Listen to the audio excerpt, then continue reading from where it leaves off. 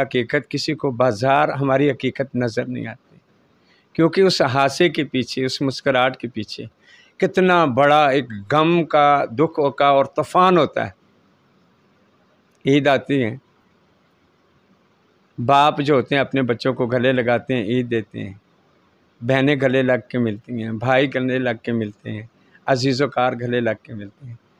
तो मुझे दुख होता है, हम आपस में एक दूसरे को गले लगाते हैं।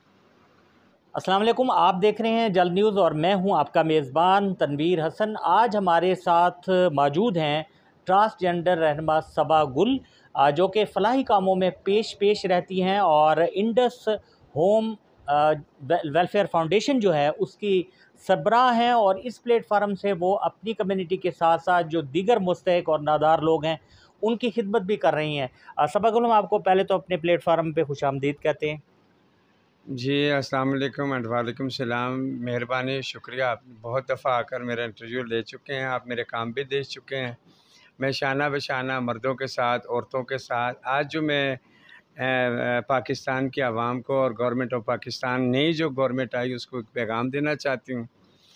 तो मैं 3 जेंडर हैं पाकिस्तान के अंदर, मौजूदा हैं, ज़िंदा इंसान हैं और अपने आप को इंसान कहलाते हैं। पहला जेंडर जो है यानी कि ट्रांसजेंडर, उसके बाद यानी कि डिसेबल लोग जो मार्केटों तक नहीं जा सकते, जो ख़रीदा फ़रोख्त नहीं कर सकते। रमज़ान था, ईद थी, आने वाली है। आज 25 रमज़ान हो चुके हैं। लोग अपने ईदों में और शॉपिंग में और कपड़ा, जूती, झुल्लियों में मसरूफ़ हैं। और मेरा ख़यालात जो है यानी कि इन 3 जेंडरों की तरफ है। और तीसरे जो लोग हैं यानी कि वो जो शादोला जिनको कहा जाता है, छोटे सर वाले जो होते हैं, आज दिन तक मेरे ख़्याल है पाकिस्तान के अंदर उनके बारे में किसी ने कभी कोई बात ही नहीं की। देखिए, वो पाकिस्तान का एक हिस्सा हैं। वो हिस्सा जिन्हें मर्द और औरतें बाजू से पकड़ के बाज़ारों में ले जाकर वो बच्चे या बच्चियां जिस तरह के भी हैं, वो लोगों के सर पे हाथ रख कर 100-50 की वो बेगिंग कर रहे होते हैं। क्या गवर्नमेंट ऑफ पाकिस्तान उनके लिए क्या सोच रही है? गवर्नमेंट ऑफ पाकिस्तान मेरे ट्रांसजेंडर के लिए क्या सोच रही है? उन डिसेबल लोगों के लिए जो माज़ूर हैं, जो अपनी मनपसंद के कपड़े नहीं ले सकते, जो जूते नहीं ख़रीद सकते, जो बाज़ार की तरफ जा नहीं सकते, इतनी भीड़, इतनी रश में। अल्हम्दुलिल्लाह, वो भी अल्लाह की तख्लीक है, मर्द और औरतें। वो अल्लाह ताला का शुक्र अदा करें, 1400 साल पहले तमाम मर्दों को, औरतों को हकूक़ मिल चुके हैं। फिर भी आज यानी कि सियासी पार्टियों के अंदर एक जंग, एक बहरान, एक तूफ़ान जिसको कहा जाता है, वो आ चुका है। ना ही तो पाकिस्तान की आवाम को इस चीज़ का इल्म है। माह रमज़ान है, परअमन महीना है, सुकून का महीना है। इस महीने के अंदर हम अपने मुकम्मल तरीके से रोज़ा रखें, नमाज़ पढ़ें, तरावियाँ पढ़ें, कुरान की तिलावत करें। और अल्लाह ताला ने एक मख़सूस, एक मुख्तसर छोटा-सा एक वक्त दिया है माह रमज़ान का, जिसमें हम अपने कबीरे सगीरे गुनाहों की माफ़ी अल्लाह ताला से तलब कर मांग सकते हैं। टक चुके हैं।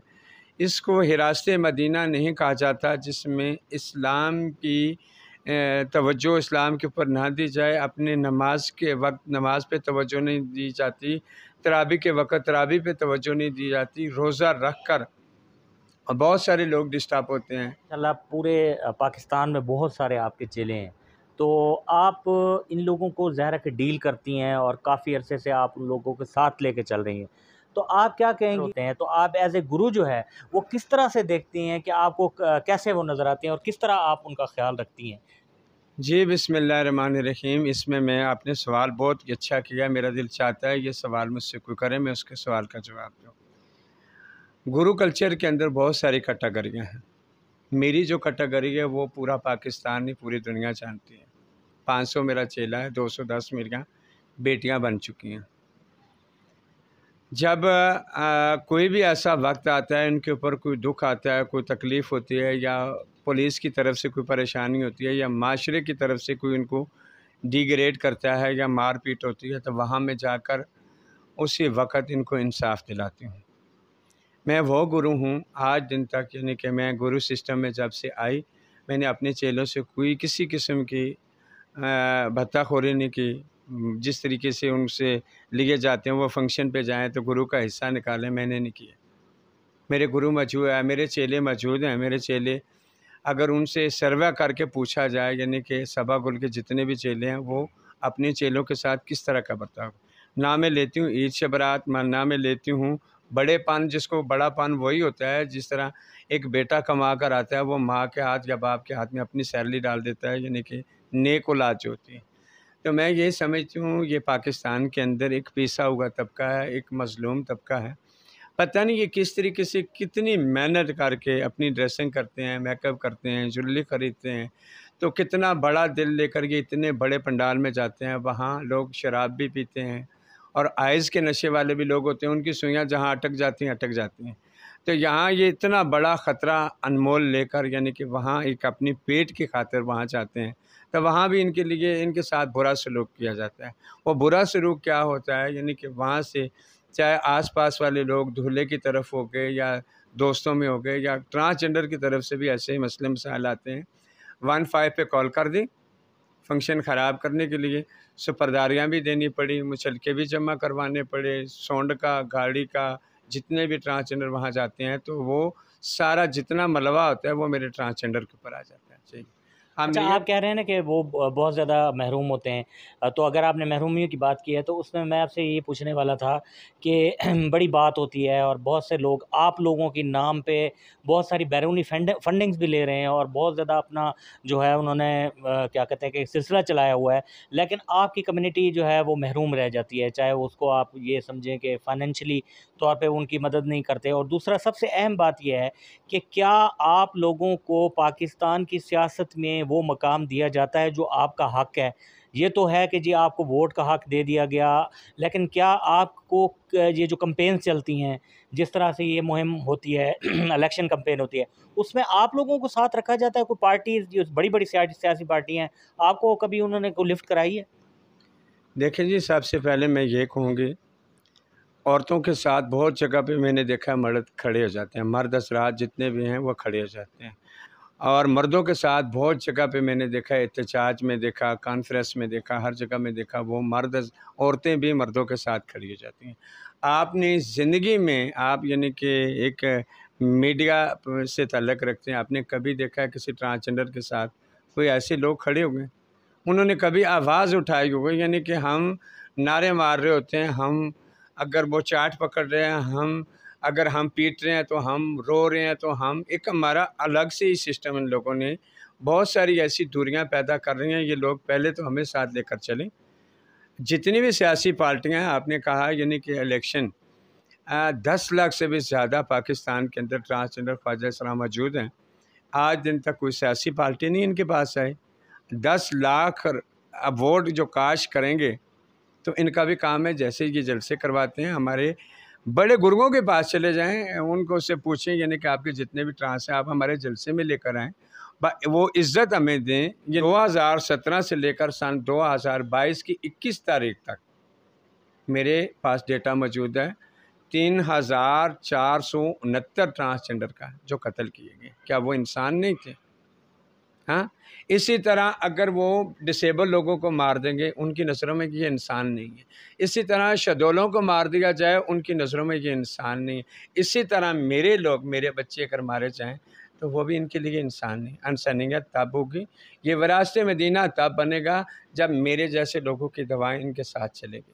मुझे माशरे ने गलत किया, मुझे गवर्नमेंट ने गलत किया। मैं पैदाइशी या किसी ऐसे गंदे घर तो नहीं पैदा हुई जहाँ सिर्फ गंदगी ही गंदगी थी। एक इज़्ज़तदार घराने के बच्चे भी थे, एक उलमाए कराम के भी बच्चे हैं, यानी कि बड़े-बड़े डीएसपी, एसपी, एसएचओ, बड़े-बड़े फ़ौजियों, जनरल करनालों के बच्चे जो हैं वो ट्रांसजेंडर हैं।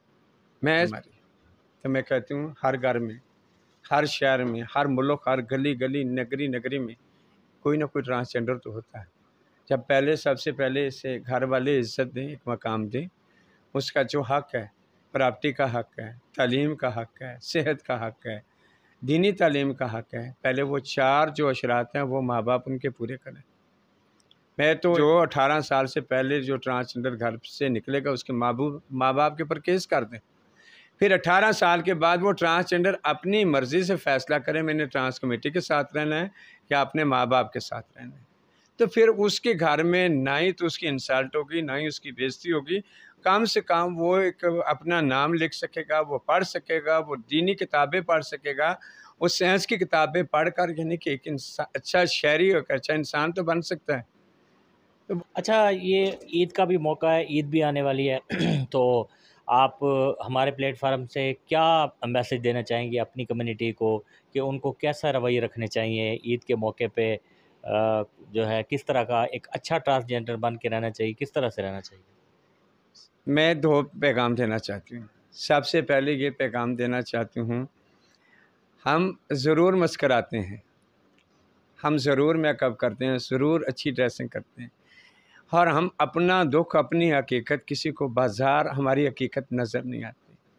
क्योंकि उस हासे के पीछे, उस मुस्कुराहट के पीछे कितना बड़ा एक गम का, दुख का और तूफ़ान होता है। ईद आती है, बाप जो होते हैं अपने बच्चों को गले लगाते हैं, ईद देते हैं, बहनें गले लग के मिलती हैं, भाई गले लग के मिलते हैं, अज़ीज़ोकार गले लग के मिलते हैं।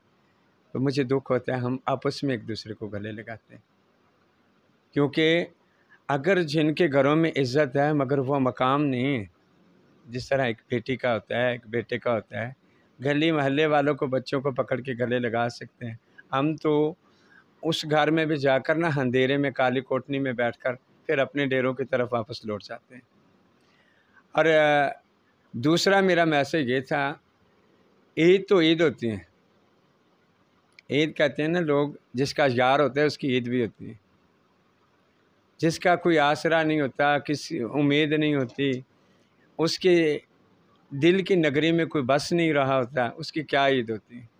अगर ये लोग हमें, माशरे को लोग इज़्ज़त दें, एक मकाम दें, तो उन्हें रमज़ान में देनी चाहिए, क्योंकि रमज़ान में हमारी अफ्तारियाँ करवाते वो लोग, और हमारे से दुख सुख बांटते। वो पूछते क्या आपने ईद के कपड़े लिए या नहीं लिए।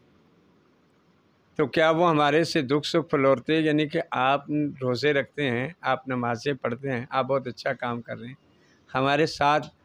अब अगर वो ख़ुद नहीं ख़र्चा करवाना चाहते, जब हम लोगों को कैंपेन चलाते हैं तो वो लोग ख़ुद हमारे पास आएँ, हमारे दस्तरखान में बैठकर हमारे साथ इफ्तारियाँ करें। मैंने बहुत दुख से 3-4 लोगों को ये मैसेज दिया था। माह रमज़ान एक मुक़द्दस महीना होता है। इस महीने के अंदर हम कबीरे सगीरे पूरी कायनात को गुनाह माफ़ करवाती है।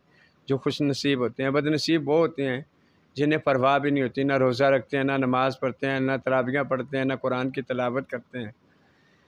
मगर हमारे अपने लोग जो होते हैं, अल्हम्दुलिल्लाह इस मरतबा कोई ऐसा रमज़ान का दिन नहीं गुज़रा जिसमें मेरे पास ट्रांसजेंडर नहीं आए या मैंने किसी को बुलाया।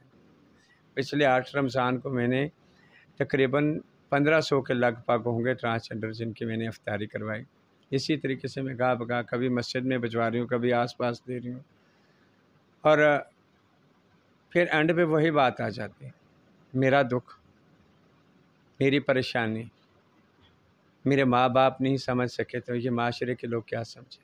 ये कुछ ख़ास अल्लाह की तख्लीक है, जिसके ऊपर ना कोई मर्द, ना कोई औरत, ना गवर्नमेंट ऑफ पाकिस्तान तवज्जो दे रही है।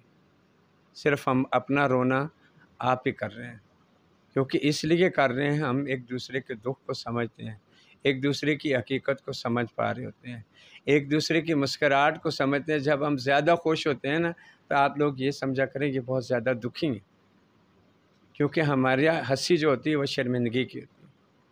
हम रोएं तो किसको दिखाएं, किसके कंधों पे सर रख कर रोएं। जी, सबा गुल की बात सुन के मुझे एक शेर याद आ गया कि तुम इतना जो मुस्कुरा रहे हो, क्या गम है जिसको छुपा रहे हो। तो ये बहुत सारे गम छुपाए हुए हमारे माशरे में ये ट्रांसजेंडर्स मौजूद हैं, और जिस तरह के सबा गुल ने बड़ी तफसील से हमारे साथ बात की और हमारे सवालों के जवाब दिए, और उनकी सारी गुफ्तगू का अगर हम लुब-ए-लुबाब निकालें तो वो ये है कि हमें भी माशरे का हिस्सा समझा जाए। हम बहुत ज़्यादा महरूम लोग हैं, यानी ये ट्रांसजेंडर जो है बहुत ज़्यादा महरूम लोग हैं।